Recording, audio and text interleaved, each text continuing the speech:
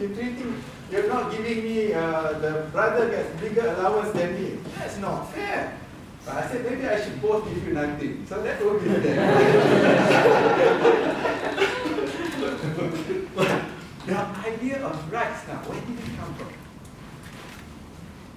This was actually against the historical grain. Right? Before the king had rights over the subjects. You had to do anything and everything. The king is sovereign. The king can make any law. That's why even in Malaysia, the sultan is above the law. That's the idea of sovereign. Right?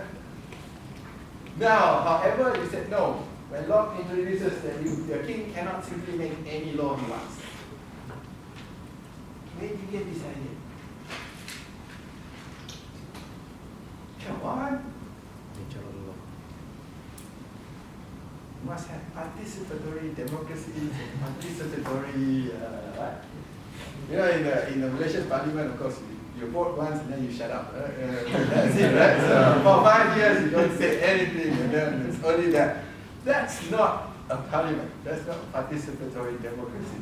So this is arguing for natural rights. Everybody has equal rights. The word equal rights is actually very controversial. Especially in Malaysia, where a society that discriminates against certain race, the colors, and the skin, everything, that is all forms of, you name it, where the religious discrimination, and they don't seem to see a problem in it. The worst part of it, they don't see a problem in it. I don't understand that, but they don't seem to see a problem in it. Now, while I think the government must not violate the rights of, on a social contract, the argument is very strange. Before the king creates a society, he is the king of France before he was Louis XVI. His statement was, I am France, France is me. Without me, the people don't matter. Right? And he was overthrown after that, of course. But that's a different story. The argument was, that's the idea. The king thought that he was the state, and the state is only to serve him. Everybody serves him. Now, of course, now you're talking about social contract, where you can overthrow the government if the government does not represent you. This is a modern concept. But the modern concept comes from the idea of human dignity. Everybody being equal. Now again, I go back, and I keep why do you think you're equal? And how do you make this equality? Liberalism argues for choice, freedom of choice, freedom of thought, freedom of religion, freedom, the choice, argument choice. Why do you believe you have a right to make choices? And to what extent is your right to make these choices? Maybe right from a religious perspective. Where do you think the French Revolution came from? It was based on church ideology of feudalism. Birthright. The term divine right was the divine right of kings. That God made them king, and therefore to go against the king is to go against God. But you have challenged, you have also other religious ideas which talk about human dignity, making people equal before God. Right? So you find, I'm not that familiar with the Christian tradition, but with the Muslim tradition, you find many ideas of equality, whether in prayer, whether in Hajj, everybody dressed the same. Whether you're rich or poor, you all look terrible.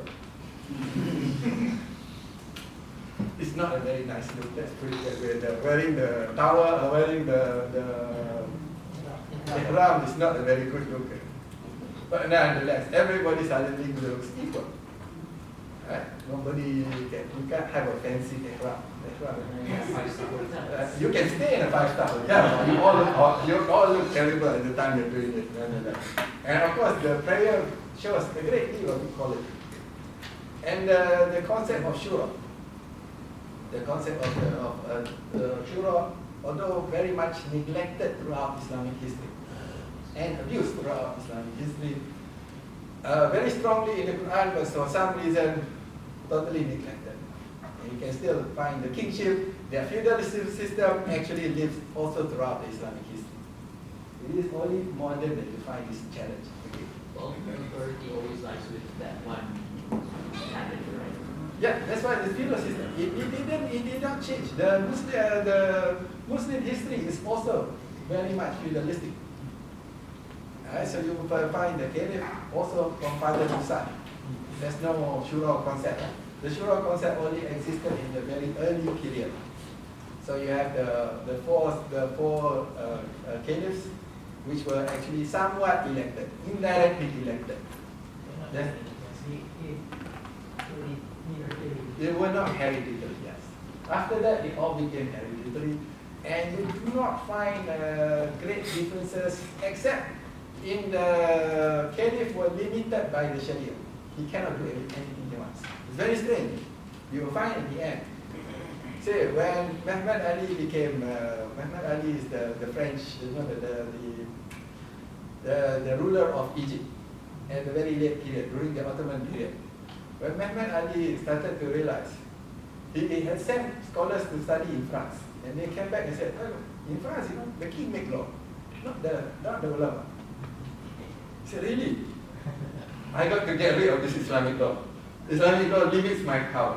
So when he started, he said, the first thing why in early period of the story, it's very strange. He thought Islamic law was restrictive. But Islamic law actually, if you follow the history a bit, it limits the power of the caliph to simply do whatever he wants, especially in taxation, which people don't talk about it today. That's very strange.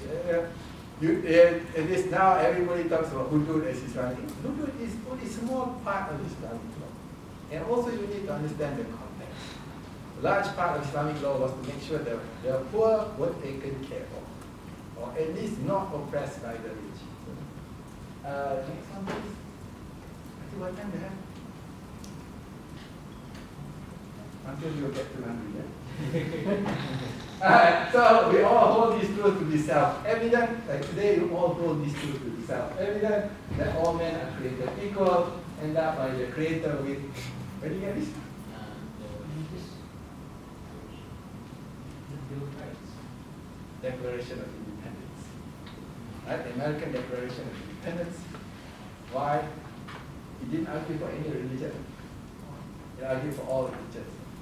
Because the Americans were running away from persecution of specific religions. So, but he argued for self-evident, all men are created equal, endowed by their Creator. It's not really the argument.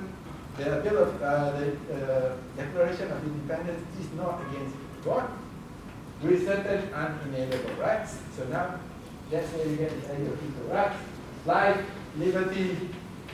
That actually was property. Pursuit happiness is understood as economic happiness, the rights to own property. This actually follows Locke, which argued for the English Constitution, also argued for life, liberty, property. Liberty here means to do whatever you want, not to be subject to the landlord. So that's why liberty became so dominant, because you did not have liberty. All of you assume today, oh, why are you talking about liberty? I have rights. I can go anywhere I want. I can do whatever I want. But before you did not. Today you seem to you assume this without realizing the history behind it. Alright? Next slide, please. Foundation of Enlightenment was, what's the foundation of the Enlightenment? Foundation of the Enlightenment was against